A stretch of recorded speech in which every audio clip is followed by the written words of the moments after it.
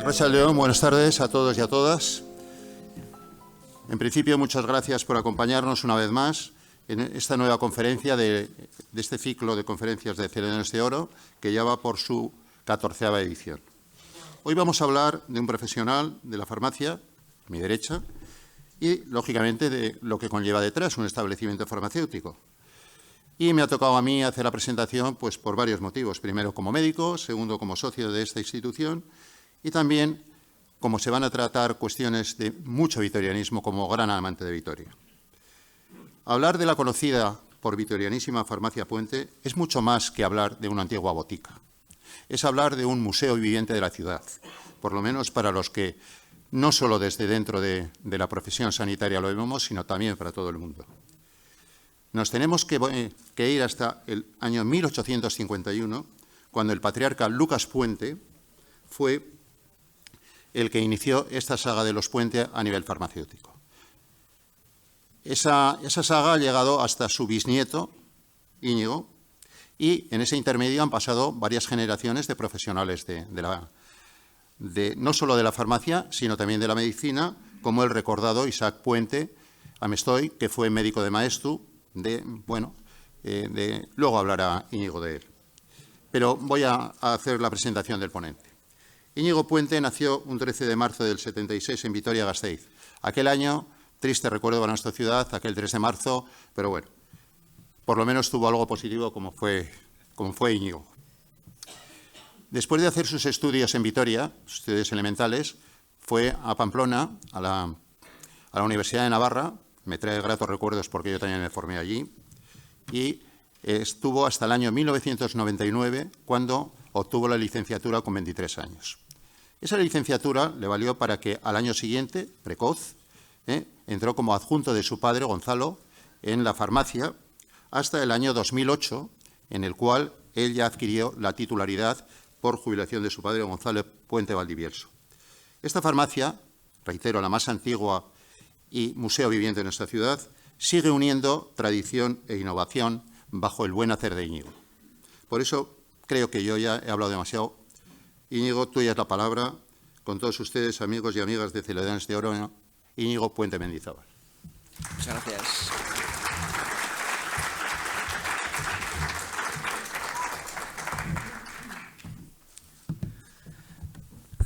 Arratsalde-on. Bueno, lehenik eta behin eskerrik asko guztiei etortzeagatik eta bereziki eskerrak eman nahi diot Urrezko Zeledonen instituzioari gure historia kontatzeko aukera emategatik. Eso, decía que quería agradecer sobre todo a la institución Celedonios de Oro por darnos la oportunidad, ¿no?, de poder contar nuestra historia. Y bueno, quería comentar que cuando me llamó Jesús para dar esta charla era julio y justo yo estaba de vacaciones y le dije muy rápido que sí, porque decía, hasta abril tengo tiempo para prepararlo sin problema. Y luego he visto que se me ha echado el tiempo encima, como suele pasar. Y además cuando me dijo que había que hablar una hora, me parecía también muchísimo tiempo. Digo, ¿una hora? ¿Qué voy a decir yo? Una hora. Y luego me he dado cuenta que me va a faltar tiempo. Porque, claro, 200 años resumidos en una hora, pues no es sencillo. Deciros que he recopilado mucha información. También es cierto que ha sido fácil porque mi padre la tenía bastante bien guardada y clasificada. Bueno, decir también que estoy a gusto porque veo que es un público muy cercano y con caras conocidas y eso me ayuda. Y también, hablando con Jesús y con Asun, me dijeron que hiciese la charla un poco amena y que la hiciese como estando con amigos. Y aunque sí es cierto que impone un poco la sala, pues bueno, yo estoy acostumbrado a hablar en público, pero en otro ámbito, el de la farmacia, no en este, pero bueno, intentaré hacer lo mejor que pueda. Y nada, bueno, pues voy a comentar un poco cómo va a ser el esquema de la charla, ¿no? Pues voy a hablar de la ubicación, porque es importante hablar de la ubicación, porque la farmacia lleva ubicada en el mismo edificio durante 200 años. Y si bien la farmacia y el edificio no ha cambiado, pues lo que había alrededor ha cambiado bastante. También una breve reseña sobre la historia de la farmacia en general, cómo ha evolucionado. Y luego ya hablaremos de las familias que han sido titulares de la farmacia, Fernández de Arellano y Puente. Luego nos meteremos dentro de la farmacia con algunas imágenes del interior. Las pinturas murales las he sacado aparte porque este año pasado las restauramos y bueno, le quería dar pues un punto aparte. Os contaré alguna anécdota, una breve reseña del comercio centenario local. Acabaremos con un vídeo de agradecimiento y las preguntas. Y bueno, para empezar la ubicación, pues vamos a hablar pues de la calle San Francisco, que para mí, sin ser objetivo, pues me parece que es uno de los sitios más bonitos de la ciudad. El entorno más bonito, diría yo. Lo digo, como no soy objetivo, es uno de los entornos más bonitos. Solo ya las vistas que hay entrando por la calle Portal del Rey, ver al fondo la iglesia de San Vicente, la Cuesta, los arquillos. La verdad es que es un sitio espectacular. Somos privilegiados de poder estar allí. Como os decía, la zona ha cambiado mucho en 200 años. Esto es la foto en la actualidad. Esta es la imagen que os digo que podemos ver. La iglesia, arquillos, la Cuesta. Pero bueno, antes que esto, hace 200 años, había otros edificios y los voy a contar brevemente, por eso, porque como tenemos poco tiempo, pero sobre todo me voy a fijar en tres, que son el convento de San Francisco, que dio nombre a la calle, el Teatro Vitoria, que lo teníamos también cerca, luego se puso allí el Banco de España, ahora es un museo, y también los arquillos. De los arquillos voy a hablar todo muy brevemente. Bueno, el convento de San Francisco, pues ya sabéis que no está, lógicamente, y deciros que ya en el año 1214 el propio San Francisco de Asís fundó la capilla. Aquí tenemos el convento. Este convento, bueno, ya desde el año 1833, por la desamortización de Mendizábal, empezó el declive. Tuvo difíciles etapas, no se sabía muy bien para qué utilizarlo y al final se usó como cuartel de regimiento, de caballería y de infantería, y también como hospital. En el año 1927, o sea, ya estamos en un año en el que ya la farmacia estaba, en el año 1927 lo adquiere el ayuntamiento y desde ese momento ya se empieza a rumorear el tema del derribo. Hay muchos llamamientos a su conservación, incluso se abre un expediente para declararlo como monumento nacional. Palabras del año 1927, don Lapraez dice: verdaderamente, si empezamos a derribar con frío y omnímodo criterio todo lo derribable, no sabemos dónde podría terminar el derribo material y el intelectual y moral. Ya se empezaban a pensar que lo iban a derribar. Y así fue. Unos años más tarde, en el año... Esta es otra foto del convento, el interior. Año 1927, el mismo año. Un año antes del derribo, y aquí empieza el derribo, 1930.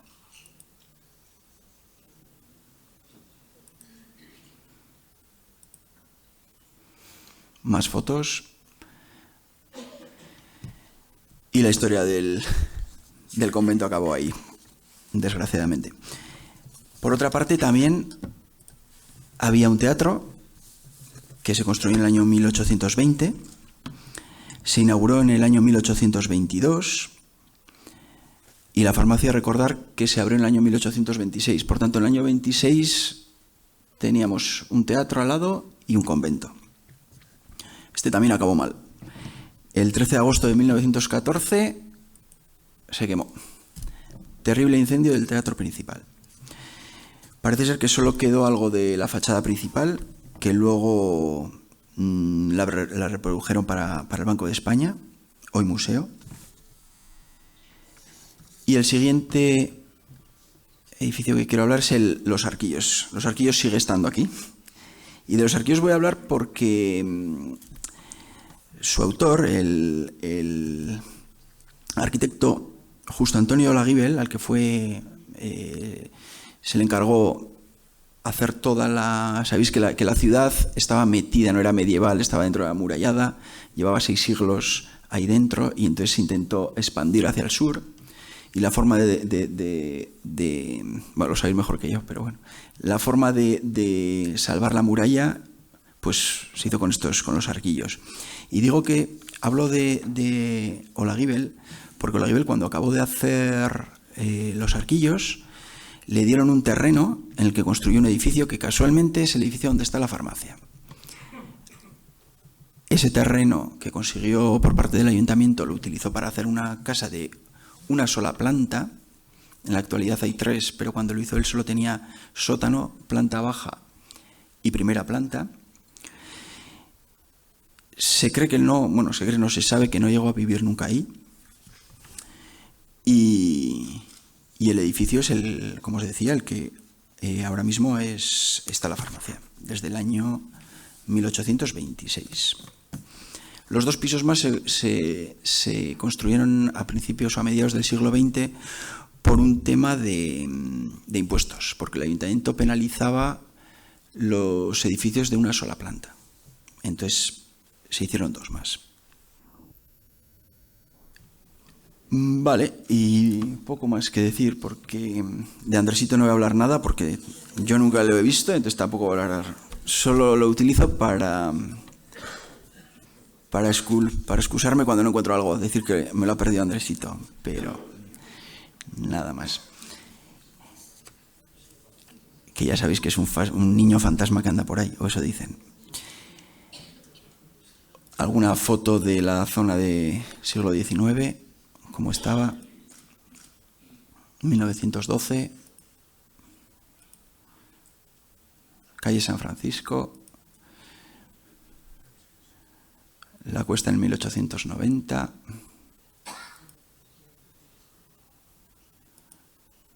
el convento del que hemos hablado, el edificio de la farmacia ya con los 2 pisos levantados y alguna foto más antigua, 1920, 26, año 30, 1940, aquí está parecida como está ahora, y foto actual. Voy a resumir también muy brevemente cómo evolucionó la farmacia, porque hace 4.000 años ya se elaboraban medicamentos, pero hasta el año 1221 no hay una farmacia en Europa.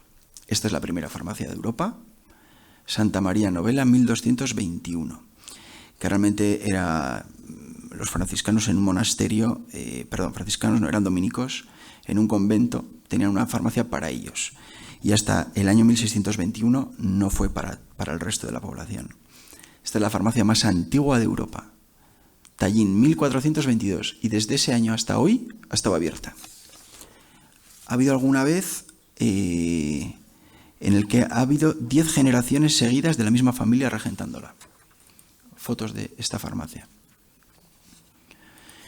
Y algún dato así, no os voy a aburrir mucho con estos datos, pero bueno, ya volviendo a Vitoria, en el año 1602 había 3 farmacias, 3, en la ciudad. En el 1950, 30 farmacias en la provincia. Hoy hay 116 en toda la provincia. Y bueno, ya nos ponemos en el año 1826, ya conocemos la ubicación, el edificio, y aquí viene la familia Fernández de Arellano. Precisamente Francisco, que es el que fundó la farmacia, es el que adquiere el local para poner la farmacia. Este hombre nació en Logroño, obtiene el título en el año 1824 y en el año 1826 abre la farmacia. Lógicamente con el nombre de Farmacia Fernández de Arellano. Tuvo 2 hijos, Isidoro y Ricardo. El primer hijo empieza a trabajar con él, pero luego pone otra farmacia en la Plaza Vieja, lo que hoy es la Virgen Blanca. Y el segundo hijo, Ricardo, es el que se mantiene en la farmacia y en su fallecimiento en el año 1878 pasa a ser el titular de la farmacia. Bueno, se dice que Ricardo, el hijo, prestigió mucho la farmacia, cogió mucha fama en la ciudad. Aparte por todo lo que hizo, porque encontró mucho, o fabricó, mejor dicho, elaboró muchos medicamentos que eran muy conocidos no solo en la ciudad, sino fuera incluso. En el año 1800, no se sabe muy bien, 1898-1900, reforma la farmacia, Ricardo, y la deja más o menos como la tenemos hoy. No ha habido muchas modificaciones. Todo lo que podéis ver ahora de las pinturas, los tarros, la báscula, todo lo que veáis es de esa época, 1898-1900. En el 1902 fallece y da la casualidad que su hijo, que también va a ser farmacéutico, todavía no ha acabado la carrera. Le queda alguna asignatura, o le queda, creo que son 6 meses para poder acabar. Y hay un regente que es Luis Azcárraga Urmeneta, que está en la farmacia al frente hasta que vuelve el hijo. El hijo saca la carrera y entra a ser titular en el año 1902. Pero curiosamente, a los pocos años, en el 1911, decide traspasarla. Este hombre, aparte de farmacéutico, era abogado y se fue a Madrid a ejercer esta profesión. Así que se olvidó del tema de la farmacia, la traspasó y aquí es cuando llega la familia Puente. Aquí llega mi bisabuelo Lucas, que el 5 de julio de 1911 adquiere la farmacia. Lucas nace en Cantabria en el año 1851 y en el año 1882 instala su primera farmacia en Las Carreras, en Vizcaya, en Abanto y Ciervana. Y es de allí cuando en el año 1911 se traslada a la farmacia de Vitoria, la cual le traspasa a Arellano. Entonces, en el 1911 llega Lucas con toda su familia.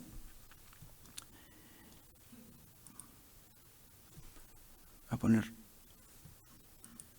una foto de Lucas, que es el que está sentado, con su mujer Josefa y los hijos Federico, Socorro, Isaac, Emeria, Pilar, Lolita y Carmen. Ese año vienen todos a Vitoria, por eso mismo, porque él adquiere la farmacia. Este es Lucas.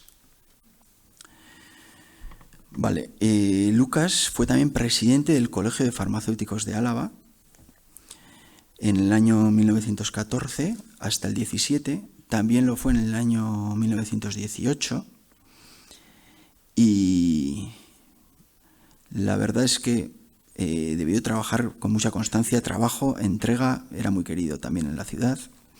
Y en el año 1940, al fallecer, su hijo Federico, mi abuelo, adquiere la titularidad de la farmacia. Federico sacó el título de farmacéutico en Madrid, nació en el año 1894, originario de Vizcaya, porque claro, tenía aquí está Federico, la familia había ido a Vizcaya por el tema de la farmacia, entonces nació allí. Fue miembro del Colegio de Farmacéuticos, de la Sociedad Excursionista Manuel Iradier, Sociedad de Ciencias Aranzadi, colaborador de Munive y también del Boletín de Colegios del Colegio de Farmacéuticos de Álava. Trabajó también como auxiliar de laboratorio y llegó a dirigir la farmacia municipal de la ciudad. Obtuvo distintos cargos en la Junta de Gobierno del colegio, incluso llegó a ser también presidente del 35 al 36, luego vino la guerra y volvió a ser presidente otra vez entre el 40 y el 44. Como os decía, adquirió la titularidad en el año 1940 al fallecer su padre, Lucas, En el año 68 se le nombra presidente de honor del colegio y le gustaba mucho escribir, de muchos temas variados. En los años 40 y en el año 50, al ser muy aficionado a la naturaleza, tuvo muchos artículos, y no solo artículos, sino libros. Conocía mucho la provincia de Álava, todas sus plantas. El tema de la botánica dominaba muchísimo. Escribió bastantes libros, os cito algunos: Nombres vulgares alaveses de aves, Nombres vulgares alaveses de setas u hongos, Huevos y larvas de anfibios, Biología, instrucciones, un montón de libros. Falleció en Vitoria el 7 de enero de 1991, a los 96 años de edad. Unos años antes, en el año 87, pasa la farmacia a su hijo Gonzalo, que es mi aita. Entonces pasa a ser titular de la farmacia Gonzalo Puente Valdivielso. Gonzalo se licencia en la Universidad de Santiago de Compostela, adquiere la titularidad, como os decía, en el año 87. Esos años eran difíciles en el tema de la farmacia, la ciudad. Además, en esa época mueren sus hermanas, que también eran farmacéuticas, Emma y Lola, y mi madre, su mujer, tiene que introducirse en la farmacia a trabajar. Y entre los dos pues pudieron sacar a flote todo. Tiempos difíciles, porque ya os digo que también eran tiempos de heroína, en las farmacias era difícil, pero bueno, nunca hubo problemas con la gente realmente allí, pero sí que era una época difícil. También hubo un problema con el edificio. Os he contado que se levantaron 2 plantas, pues empezaron a caer. De hecho, casi se declara ruina el edificio y hubo que restaurarlo entero a partir del primer piso. Curiosamente, lo que había hecho Olaguibel estaba bien. El sótano, la planta baja y el primero estaban perfectos y hubo que arreglar las plantas superiores. Así que esos tiempos difíciles de cambios los llevaron adelante. Porque está por aquí, o sea que es un amante de la astronomía y de la física, de la ciencia en general, culto, aficionado a la lectura, y se jubiló en el año 2008, traspasando la farmacia a su hijo, que soy yo. Aquí lo tenemos recibiendo algún premio. Este es del 50 años de colegiado, el Colegio Oficial de Farmacéuticos de Álava. Esta es su mujer, mi madre. Y quería comentar aquí, mencionar una persona que entró a trabajar en la farmacia muy jovencito. En aquella época, ya sabéis que se podía trabajar casi con 13 años. Y es una persona que ha conocido a las 4 generaciones. Estuvo con el bisabuelo, abuelo, con mis padres, y yo también he llegado a conocerlo, que es Ignacio Olazagoitia. Y quería comentarlo. Bueno, y en el año 2008, pues yo adquiero la titularidad, y de mí tampoco voy a hablar mucho porque está un poco mal hablar de uno. Solo voy a hablar de cómo ha cambiado la farmacia en 200 años. En estos 15 años que llevo titular, ¿cómo lo veo yo, no? Pues me parece increíble. ¿Qué pensaría la primera persona que abrió la farmacia en el año 1826 que ahora viene un paciente con una tarjeta, pasas, aparecen los medicamentos que le tienes que dar y ya? Nosotros no tenemos robot, pero si ya tienes robot, incluso aparecen ahí los medicamentos y se los das. A lo que hacían ellos de elaborar, antes de elaborar la medicación tenían que pensar que elaborar, tenían que probar, el cambio es radical. Hoy en día podemos hacer con cualquier máquina pequeñita análisis, formulamos, no formulamos. Si antes se formulaba el 100%, ahora no formularemos ni el 0,5% de lo que dispensamos, pero alguna cosita sí que se sigue haciendo. Algún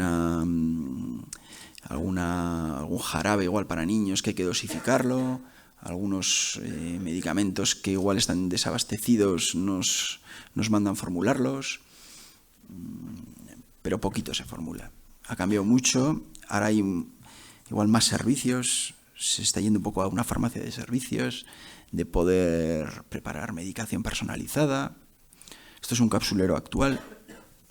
O sea, seguimos formulando, pero ya te digo, es algo casi residual.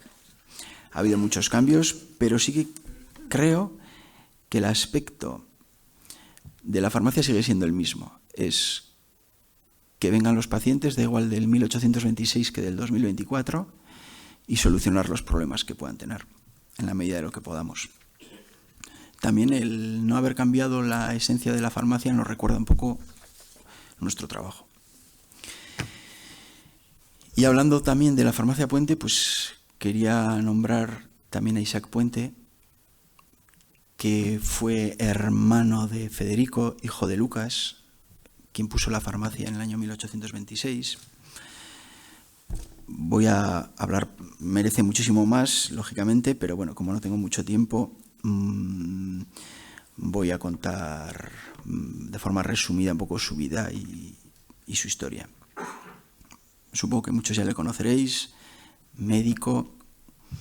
En el año 1911 la familia viene a Vitoria, acaba el bachillerato en Vitoria y se pone a estudiar medicina. En 1913 empieza en Santiago y termina en Valladolid en el 18. En el 19 ya empieza a ejercer, primero en un pueblo que se llama Cirueña y rápidamente adquiere la plaza de maestu. No solo maestu, sino 20 pueblos de la comarca, donde ejerció el resto de su vida. Ese mismo año se casa con Luisa García de Andoain y tuvo 2 hijas, Emeria y Araceli. Como os he dicho, fue médico, naturista y rural. Él privilegiaba en la medicina la prevención sobre la terapia. Lo tenía muy claro. Mejor no enfermar que curar. Era defensor de la gratuidad de la asistencia sanitaria. Un autor de su biografía, dicen que es la más extensa, que es Francisco Fernández de Mendiola, dice de él: aún hay personas mayores que lo recuerdan como un gran médico, que siempre estuvo del lado de los más vulnerables. Como decía, no tengo en este tiempo pues mucha capacidad para resumir todo lo que es Isaac Puente. Decir que fue una persona muy querida, muy influyente en su época. Se ha escrito muchísimo de él. Hay mucha biografía y también hay cosas publicadas. Todos los que han publicado sobre él coinciden en una cosa: que no se le ha dado la importancia que merece. Escribió innumerables artículos, tanto de medicina como su ideología, que era el anarquismo, y muchos de sus escritos los firmaba como un médico rural. Fue también un importante teórico libertario. Y estas son algunas fotos con la familia. También aquí está con su padre, su mujer y sus 2 hijas, en su hábitat, porque le gustaba mucho el monte.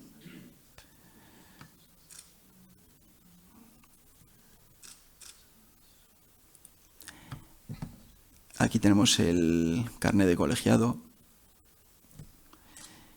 Y también, bueno, os voy a comentar, voy a poner aquí este artículo, porque hace un par de semanas leí un mail de Celones de Oro en su blog, que Javier Irazábal comentaba que en el año 79 había escrito un artículo sobre Isaac Puente, y lo voy a utilizar porque había 2... Me gustó mucho porque, bueno, se entrevistó con familiares, con compañeros, y sacó información de Isaac en el ámbito personal.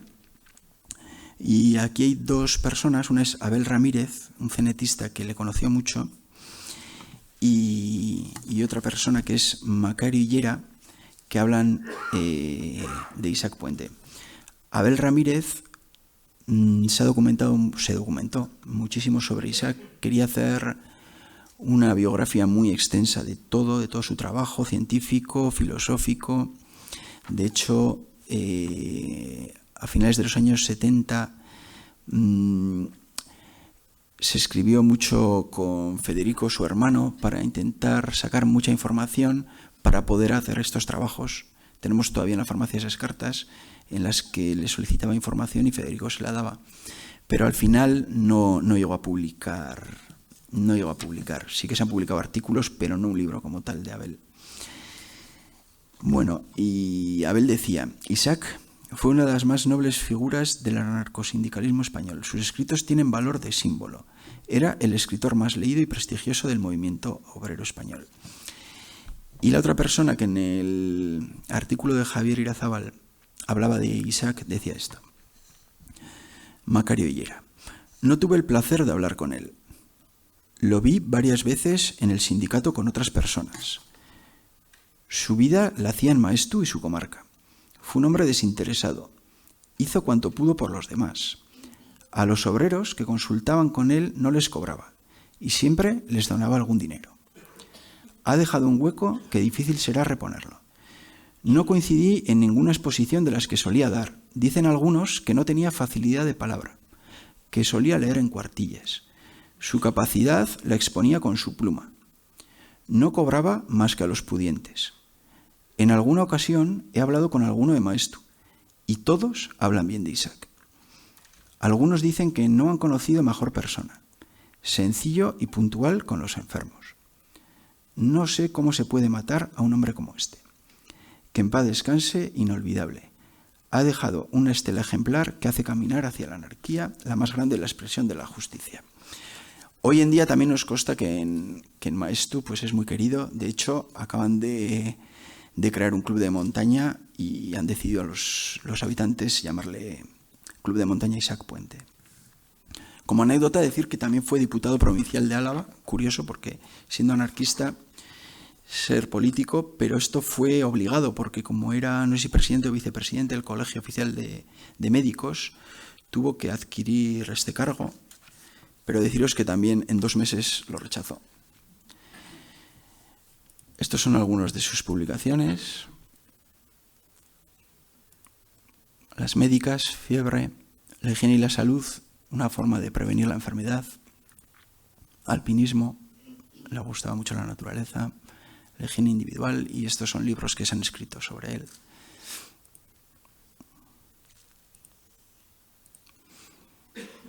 Como anécdota, deciros que también hace un par de semanas con el periodista Juan Ibarrondo, que os adelanto que también está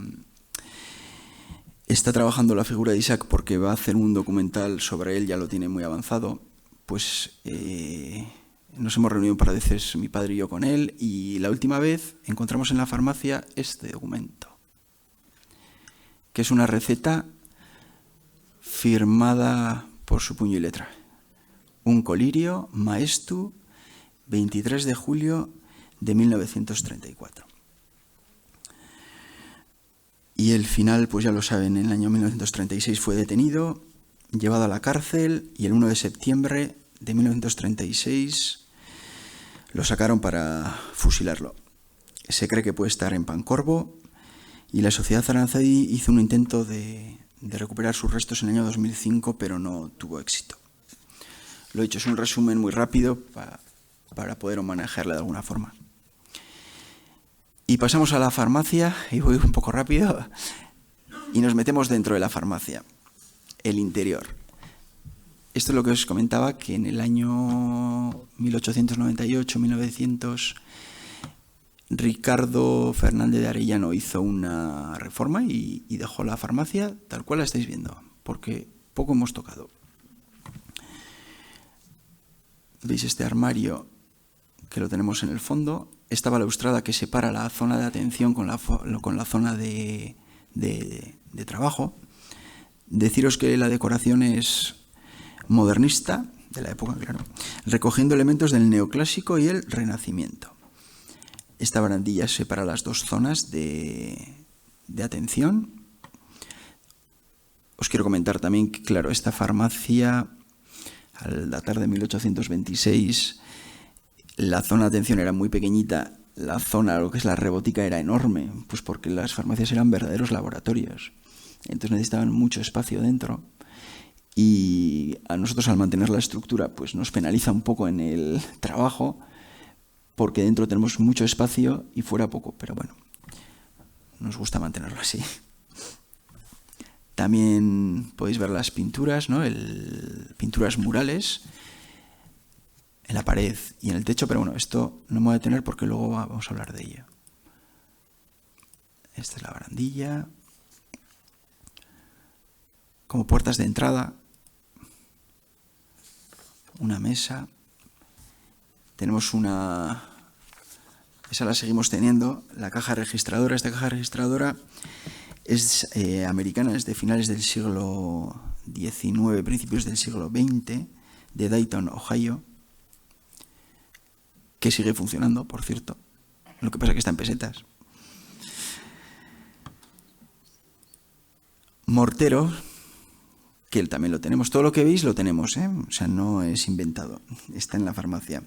Para machacar los preparados. Estos tarros de Limoges. Limoges, un centro de producción de porcelana muy importante en Francia. De estos tenemos 24 unidades, que estos los mantenemos también en la farmacia. Este, por ejemplo, aquí se guardaban los principios activos para luego elaborar las fórmulas magistrales. En este caso es ácido bórico. He elegido el ácido bórico porque es un principio activo que todavía se sigue usando. Entonces, en la formulación me ha parecido curioso. Otros tarros como este. De este tenemos 10, algunos se ha roto. Muy bonitos. Estos se utilizan para guardar pastillas. La báscula, siglo XIX, francesa, de Lyon, modelo Aparelli, parece ser, que funciona perfectamente. Algunos dicen que pesa de más, pero yo creo que es mentira. Y este es... Unos frascos... Estos frascos, quedaros con ellos, que luego os voy a contar una historia. Material que tenemos en el sótano de la farmacia que se utilizaba para elaborar fórmulas, destilador, encapsulador. Esto es un horno para esterilizar. Voy un poco rápido. Esto es una máquina para hacer comprimidos. Como os digo, estas las seguimos teniendo en la farmacia.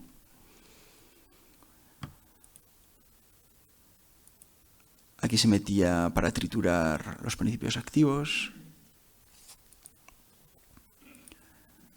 Aquí se metían las plantas y se presionaban para sacar los jugos. Y documentos que también están en la farmacia. Aquí veis, es un poco publicidad, ¿no? de la farmacia de Arellano, de los productos que tenía, porque no es como ahora, que tú vas a la farmacia y pides una marca determinada. Es lo que tú hubieses sabido elaborar. Depurativo, pomada antiherpética, callicidas, todas, claro, elaboradas en la propia farmacia. Esto me ha parecido curioso porque es publicidad de la farmacia Doctor Arellano, pero pone fundada el año 1821. Yo creo que es un error de imprenta, pero figura en 1821. Más publicidad. El depurativo Arellano, que era muy, muy, muy conocido en la época. Y es muy curioso porque aquí habla de él, como hoy en día en las redes sociales. Aquí hay testimonios de médicos, estamos hablando de 1800, testimonios de médicos, de lo bien que funciona el depurativo Arellano. Este es otro medicamento. Este ya es de la época de nuestra familia de Puente, Visabajo Laboratorio Farmacéutico Puente, el Oxidestan, depurativo Arellano, pero ya con el nombre de Puente. Más medicamentos, todas estas ediciones las tenemos en la farmacia.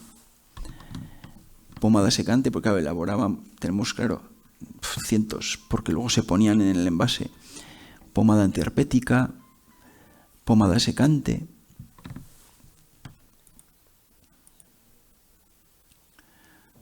Más medicamentos. El jarabe pectoral Arellano lo he traído porque me parece curioso. Si os fijáis, Uno de sus principios activos es clorhidrato de heroína. Para bronquitis, disnea, catarros, claro, pues al final es lo que usaban. Con su prospecto, más medicamentos. Estos los adquirió mi abuelo, estos laboratorios, cito la patente de un laboratorio húngaro, creo que era, para poder vender estos productos. Y aquí tenemos la escritura de la compraventa de la farmacia de Arellano a Lucas. Aquí se ve bien la fecha, 5 de julio de 1911. Y bueno, no he escaneado todas las hojas porque son un montón, pero deciros que la venta y el traspaso se hizo por 25.000 pesetas, que el arrendamiento era de 3 pesetas al día y que se vendieron también las fórmulas de Arellano como marca registrada, con alguna cláusula para que no se pudiese vender en otros sitios.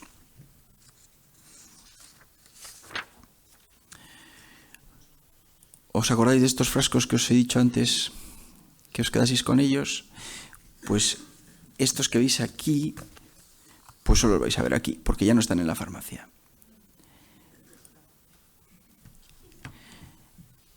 Os voy a contar una historia. Miren, en el año 1954, un inspector de farmacia, Guillermo Folch-Howe, apareció por la farmacia. Era inspector, claro, antes venía a hacer una inspección. Pero es que a su vez era farmacéutico también, era profesor de farmacia, de historia de la farmacia, trabajaba en la Universidad Complutense de Madrid, en la Facultad de Farmacia, y estaba interesado en ir captando objetos de las farmacias para su museo, para el Museo de la Complutense de Madrid, el Museo de la Farmacia, y aprovechando sus visitas, pues solicitaba a las farmacias pues que les donase algo. Bueno, pues mi abuelo le donó entre ellos estos 2 frascos, alguna cosa más, algún horno. Tengo las cartas de cómo se carteaban entre ellos, porque todo empezó muy bien. Lo voy a leer porque también lo tengo yo por aquí.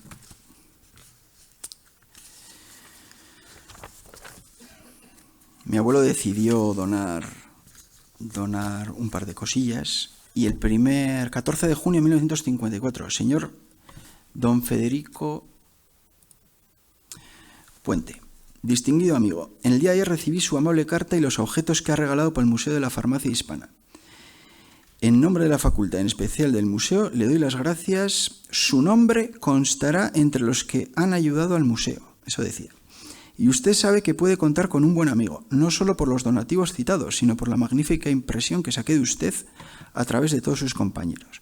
Usted se ha excedido en su amabilidad, pagando el embalaje y los portes, no obstante haberle dicho que corría de nuestra cuenta. Y dice otra cosa. En cuanto se hayan hecho las fichas de los objetos dados por usted, le será enviada una fotografía de cada una y el número que le ha correspondido. Le pide más cosas. Espero los envíos que me anuncia. En la siguiente carta le dicen: el día de ayer he recibido el horno reverbero. De nuevo tengo que dar las gracias y desear que usted venga para ver nuestro museo. Gracias a los que, como usted, aman la profesión, va aumentando cada día en su contenido. Vale, esto acabó aquí, año 1954. Museo de Historia de la Farmacia, pero en el año 30 años después, en esta revista COFAR, en el número 80, hay un reportaje sobre el museo y lo escribe él, el doctor Folch. Y aparecen, ¿qué veis ahí? Exacto, los frascos de la farmacia Puente. Bueno, pues lejos de explicar de dónde los había obtenido, quién se los había donado, se hace un poco como que los ha conseguido él por sus méritos y ni siquiera dice de qué farmacia. Es más, lo que dice es detalle de una farmacia del Hospital San Juan Bautista de Astorga mostrando un frasco de cristal que perteneció a una farmacia del norte de España. Entonces, claro, mi abuelo leyó esto y le sentó bastante mal. No hizo nada, simplemente escribió unas palabras para él mismo, yo creo que para sentirse que de alguna forma se restableciese un poco. En ellas es esta y esta, lo deja por escrito, explica un poco lo que os he explicado yo. Dice que 27 años después no ha cumplido el doctor Folch lo que dijo en sus cartas. Y dice que esta donación haya sido olvidada por el doctor Folch no es de extrañar, pero lo que resulta imperdonable es que haya tergiversado los hechos.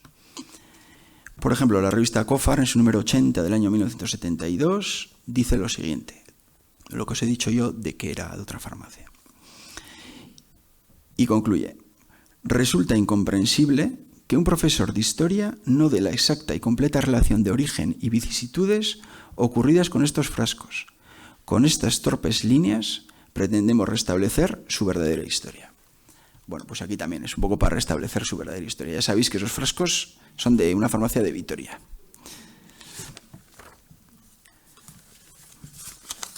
Bueno, para ir terminando con el interior de la farmacia, os voy a hablar de las pinturas murales que, como os he comentado, pues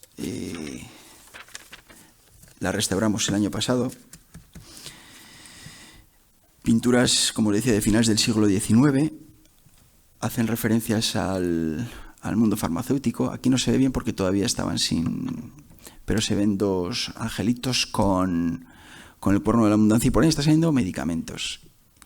Y es más, medicamentos donde pone Arellano, donde ponen comprimidos, pastillas. Se cree que la obra fue encargada al pintor Díaz de Olano, pero no, como no las firmaron, pues no sabemos si esto es cierto. La restauración lo hicieron los profesionales de Petra y ellos también encontraron con un especialista para confirmar la autoría. Y estuvimos con algunos y no pudieron ni confirmarlo ni desmentirlo. Comentaban que probablemente fuese de él. Bueno, ¿y por qué quisimos conservar esto? Bueno, pues primero porque no es habitual en la ciudad. Luego porque pues nos parece que es algo que tenemos que hacer. Y todo este trabajo estuvo supervisado por profesionales no solo de Petra, sino de la Diputación Foral de Álava, de la cual recibimos una subvención del 37% de la inversión. Y bueno, voy a resumir un poco qué es lo que hicieron, porque con el informe final que se entregó a la Diputación, porque al tener poco tiempo voy a ir pasando. En el informe habla un poco, ¿no?, de cómo están las pinturas, dañadas y sucias por el paso del tiempo. El techo, que es un cielo con una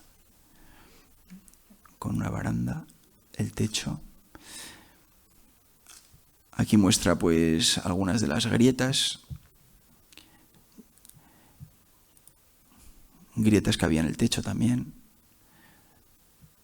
de los movimientos del paso de los años. Ninguna grieta era peligrosa, pero bueno, aquí había más. Aquí empezaron a probar cómo se podía limpiar productos químicos, porque esto es impresionante, como es un arte, vamos, cómo van limpiando capa a capa y de esta forma. Aquí se ve cómo va quitándose la suciedad y ya se ve el color del cielo azul. Aquí la pierna ya se ve que está la diferencia en la limpieza. Aquí en estos números, en los 3 pasos de limpieza, el 1, cómo estaba, el 2 con el primer tratamiento y el 3 ya el último. Estas son técnicas que hacen los profesionales. Más limpieza, cómo va quedando. Esto es lo que os comentaba, los medicamentos saliendo por el cuerno de la abundancia. Luego se da un barniz, 2 capas de barniz específicos que en su época también se darían, y gracias a ello pues se han mantenido las pinturas bien. Y el color, que parece que, porque nos preguntaron a ver si los habían pintado, ¿no? El color es el original, el que estaba de finales del siglo XIX. Lo mismo con el techo, las catas que se hacían, la forma de ir quitando la suciedad, las grietas, cómo las pudieron solventar. Esto fue difícil de hacer, porque luego lo tenían que volver a pintar.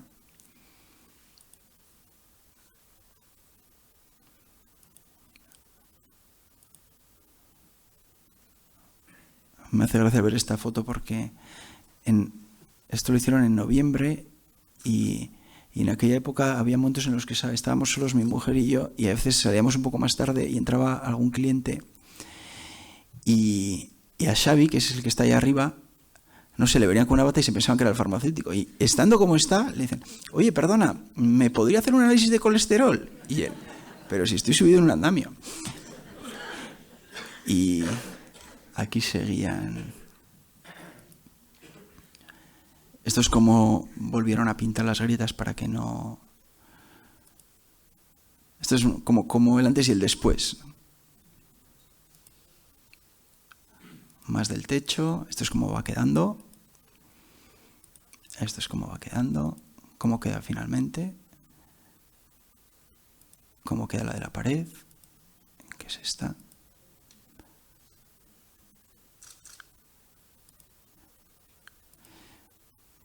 Más fotos finales.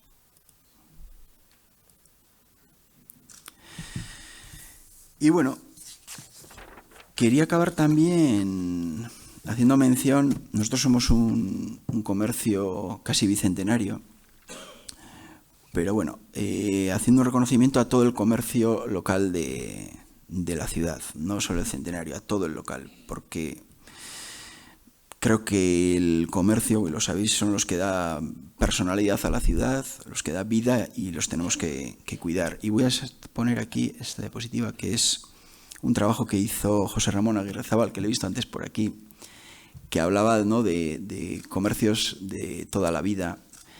Y simplemente pues quería, ya sé que vosotros sois de toda la vida y pensáis así, pero creo que hay que cuidar mucho al comercio y simplemente pues quería decir que no solo estamos nosotros, que hay muchos más y un reconocimiento para todos. Y para terminar, pues quería poner un vídeo, que es un resumen de todo, con música, fotos y música. Resumen de lo que hemos visto, pero es simplemente para agradecer a todos, a Celedones, a todos los trabajadores que han pasado por la farmacia, familia, padres, la ciudad, para vosotros. Es un vídeo de agradecimiento. Os quiero comentar que veréis en medio del vídeo unas imágenes del universo, nebulosas. Estas son de un cliente que tuvimos, de Miguel Elvira, que vivía en la Cuchillería y era muy aficionado a la astronomía, venía mucho a la farmacia a hablar con mi padre y era un artista porque con un telescopio desde la Cuchillería, desde la parte de atrás, tenía unas imágenes que vais a alucinar. Y también le he puesto pues un recuerdo también para los que ya no están. Y os voy a poner el vídeo.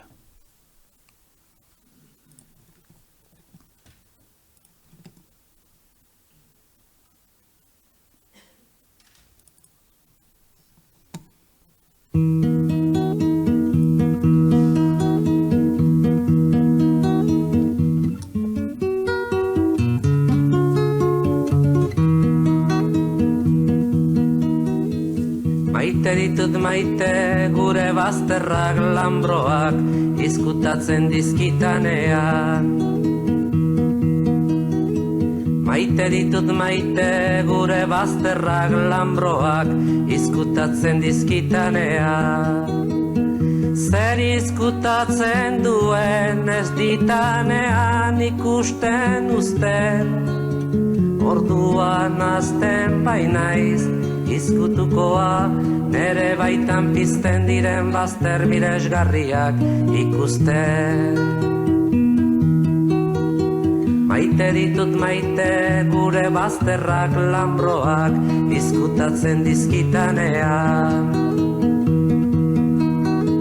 Maite ditut maite gure bazterrak lambroak izkutatzen dizkitanean. Zer izkutatzen duen ez ditanean ikusten uzten, orduan azten bainaiz izkutukoa, nere baitan pizten diren bazter miresgarriak ikusten.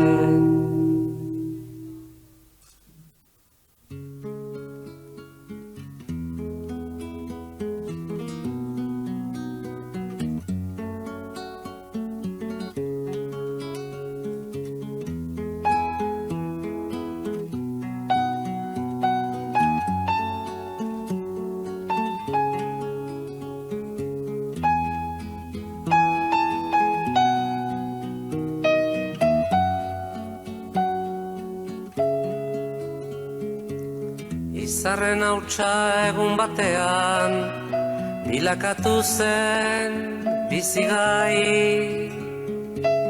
Hautsartatikan uste gabean noiz bai gina den guernai.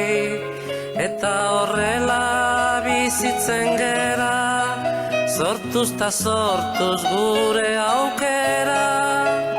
Atsedenik hartu gabe, lana eginaz goaz aurrera, kate horretan denok batera, gogor kiloturi gaude.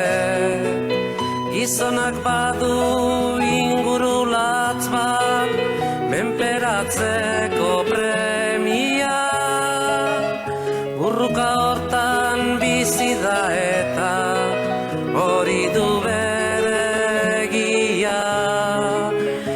ekin bilatzen ditu, zaiatze hortan ezin gelditu, jakintza eta argia, bide ilunak nekez aurkitu, lege berriak noiz baiter ditu, hortan jokatuz bizia. Gizonen lana jakintza dugu, ezagutuz aldatzea, naturarekin bat izan eta harremanetan sartzea. Eta indarrak ongi errotuz, gure sustraiak lurrari lotuz, bertatikan irautea. Ezaren gudaz baietza sortuz, ukazioa legaetzat hartuz, beti aurrea joatera. Ez da dukanak ongi oidaki, eukitzea zein den ona, bere premiak bete nahian, beti bizi da gizona. Gu ere zerbait bagera eta gauden tokitik hemendik bertan, zaila gaitezen ikusten, ametxeroak baztertuz bertan, sasi zikinak behingo zerreta, bideon bat aukeratzen. Gizonen lana jakintza dugu, ezagutuz aldatzea, naturarekin bat izan eta harremanetan sartzea.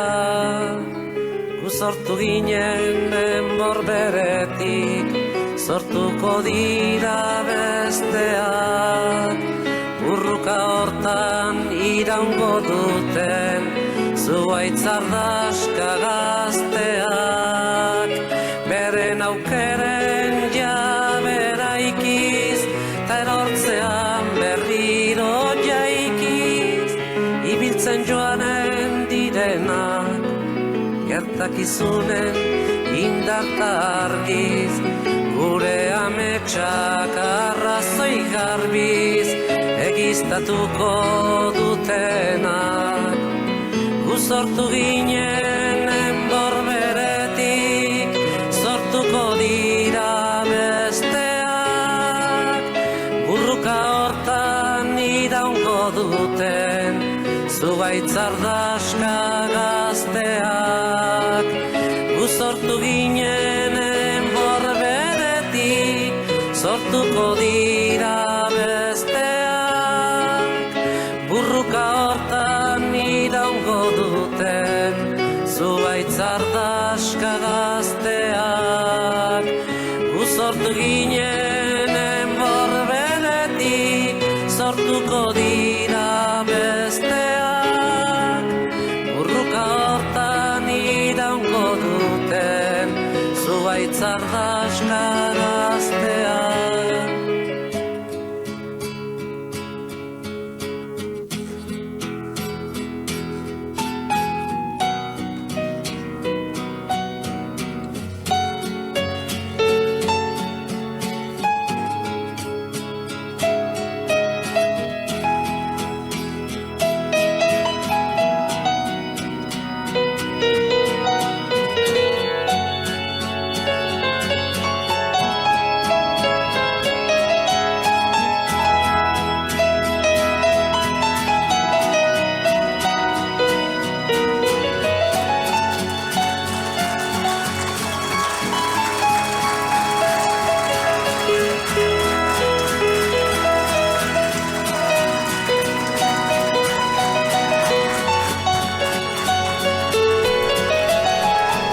Bueno, agradecer a Íñigo la maravillosa conferencia que nos ha dado y pasamos al capítulo de ruegos y preguntas. Entonces vamos a pasar el micrófono a todo el que quiera hacerla.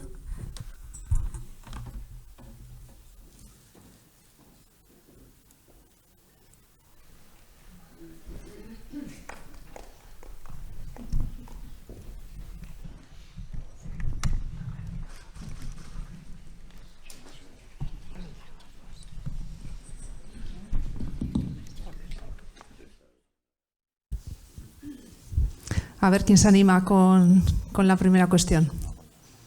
A ver.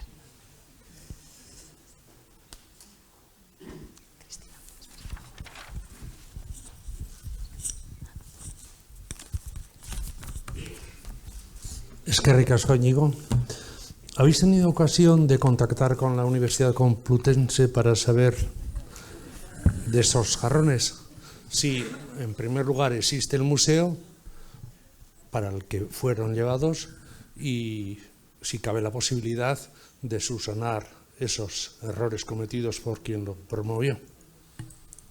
La verdad es que no lo hemos hecho, pero sí que preparando esto estuve mirando en la web y realmente esos frascos están allí. Entonces, pues el siguiente paso sería informar del dato erróneo que tienen, sí.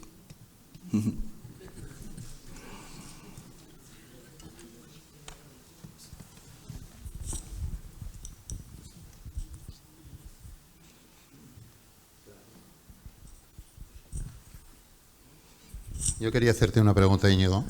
A la hora de, bueno, has manifestado que a día de hoy las preparaciones son las mínimas, es dispensación. Pero a la hora de preparar esos productos, ¿obedece a algunas fórmulas que te manden los médicos o queda a criterio vuestro? Porque en vuestros antepasados había un producto que has comentado que luego fue muy famoso y que no se quería vender y demás.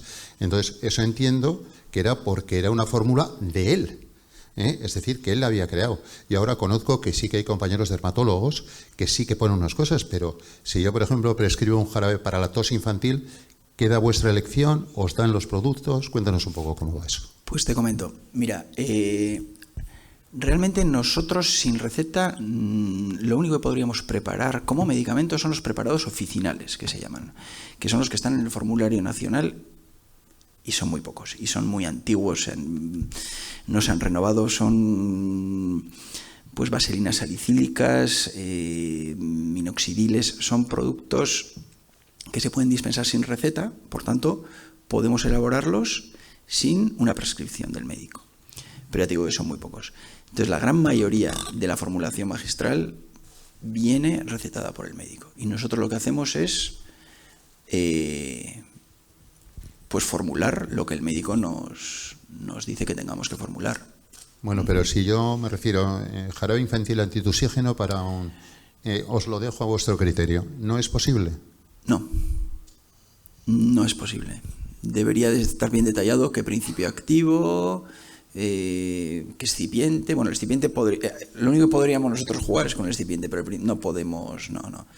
Tiene que estar... Sí que es cierto que había hasta hace 25 años o así, esas fórmulas magistrales que igual se podían usar, sí que se podían vender y no había la legislación no era tan estricta como lo es ahora.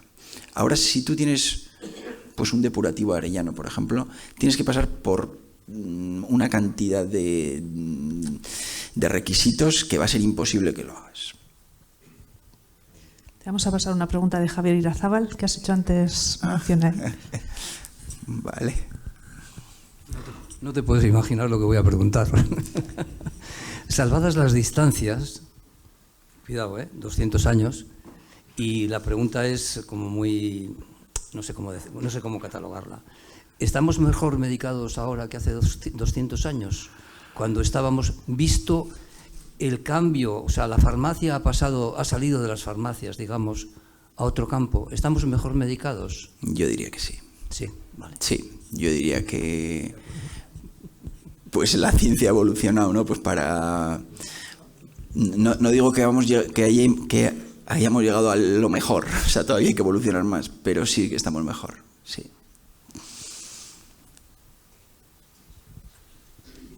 Perdón, ellos no tenían las herramientas que tenemos nosotros ahora, entonces con lo que ellos tenían, pues tenían que arreglárselas. Bueno, te voy a hacer yo una pregunta. Cuando la compraventa de la farmacia, las 25.000 pesetas, me parece que sería un montón para aquella época, ¿no? Pues buena pregunta. Supongo que sí, porque seguramente se podría hacer una reconversión, 25.000 pesetas de ese año a euros de ahora, pero entiendo que sería mucho dinero, sí. Y luego también el arrendamiento de 3 pesetas al día creo, no me hagáis mucho caso, pero creo que es, porque claro, no habría bancos como los hay ahora, entonces había alguien que lo pagaba y esos 3 pesetas eran para esa persona que había intermediado ya no digo para el traspaso de la farmacia las tienes que pagar, pero para el traspaso del local, hasta que al final saldas la deuda y el local es tuyo. Pero si 3 pesetas al día, que son 90 pesetas al mes, pues 25.000, no sé, supongo que sería mucho dinero, desde luego.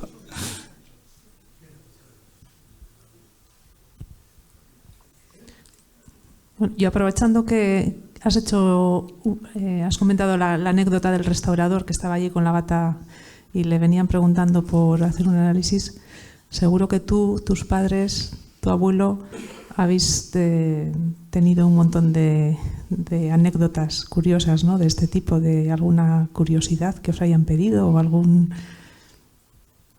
Sí, hemos tenido unas cuantas, sí. Nos han pedido un chagorrichu, nos han pedido locutorios muchos, pues errores que son normales y se me ocurren esos dos.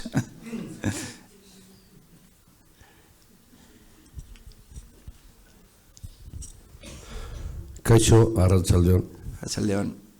Simplemente quería decir respecto a Isaac Puente, pues que tengo una anécdota familiar. Mi madre, que ha fallecido hace años, me contó, era de Bírgala, al lado de Maestro, y me contó varias veces sobre Isaac Puente, que era un médico extraordinario, con una atención y un cariño terrible.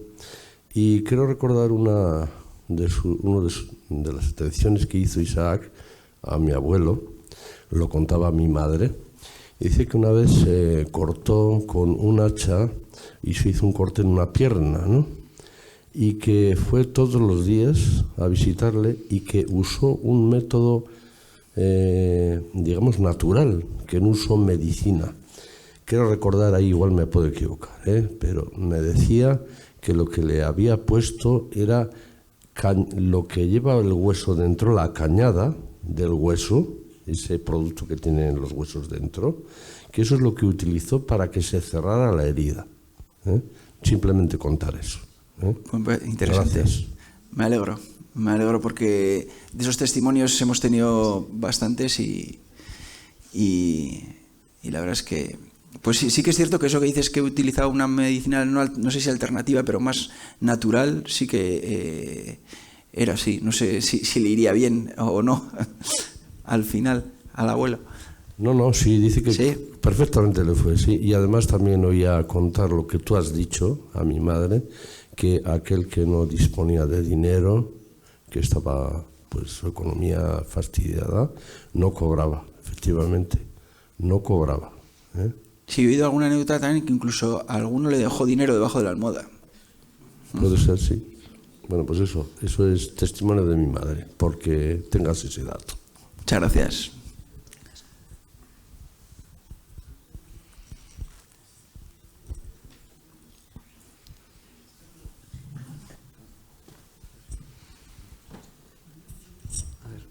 ¿Puede decirse que en este momento los farmacéuticos sois meros dispensadores de medicinas?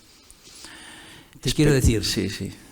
la publicidad en la televisión, no en las recetas, no en los prospectos, la publicidad en televisión, te dicen consulte con su farmacia, con su farmacéutico. Esa es la pregunta. ¿Cuál es vuestro papel ahora? Sí, a ver, ten en cuenta, nosotros pasamos por la facultad 5 años muy duros de estudiar mucho y que eso no significa nada, ¿no? Que luego también la profesionalidad de cada uno, pero no somos meros dispensadores. Podría parecerlo, pero la verdad es que tenemos, yo creo que se vio en la pandemia, ¿no? Que la cercanía que tenemos en la sociedad para cualquier duda que tiene la ciudadanía relacionada con la salud es como la primera forma de llegar fácil, ¿no? Todo el mundo tiene una farmacia cerca de casa, abierta 1000 horas, muchísimas farmacias. Y muchas dudas, hay otras que las tenemos que derivar al ambulatorio, al médico, obviamente, pero muchas dudas las resolvemos nosotros. Y incluso con la medicación también, incompatibilidades que pueda haber, no creo que seamos un mero dispensador de medicamentos, creo que somos algo más, espero serlo. Bueno, ¿hay más preguntas? Si no, vamos a proceder a cerrar el acto con la entrega por parte de Javier Sedano y de Asun Gorospe de un reconocimiento a la estatua, un diploma, etcétera.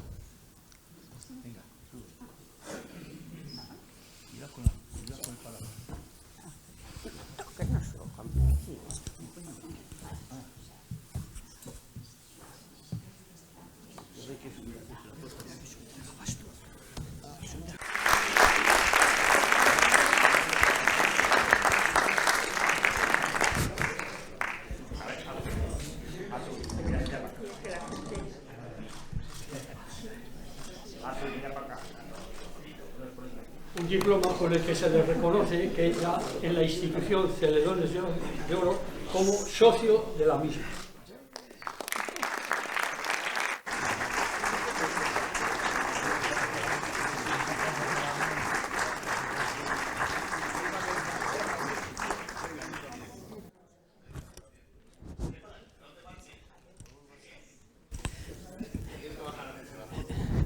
Mientras os hacéis alguna fotografía con Íñigo, la familia, si queréis acercaros, os recuerdo la próxima charla que tendremos el próximo 13 de mayo a cargo de Javier Carlos Egea Santaolalla, que tratará sobre cómo y cuánto dormimos en Vitoria-Gasteiz, adaptación o extinción, para animaros también a que os acerquéis el mes que viene.